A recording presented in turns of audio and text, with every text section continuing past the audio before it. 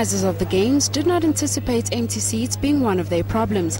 They've been criticized by spectators who have seen rows of empty seats at some of the Olympic events.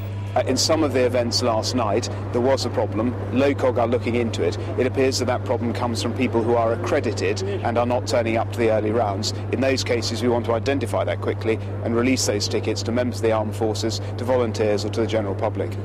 Instead of trying to fill empty seats, some spectators have found another way to pass the time. Pin collectors from across the world gathered at this year's Games to trade and collect pins. The trade in pins stretches back decades.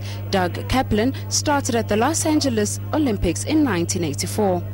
At home, I have probably a couple thousand. I have towels, like beach towels from each Olympics with the logo on them. And then I fill it up with my pins from that games and other games. So my walls at home are covered with these beach blankets full of pins.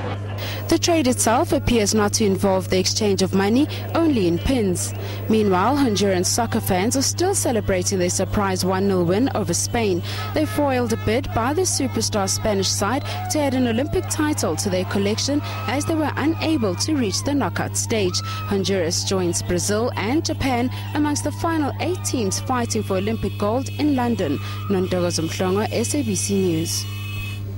In other news, at least 2 people have been arrested following a violent service delivery protest near Manenberg on the Cape Flats.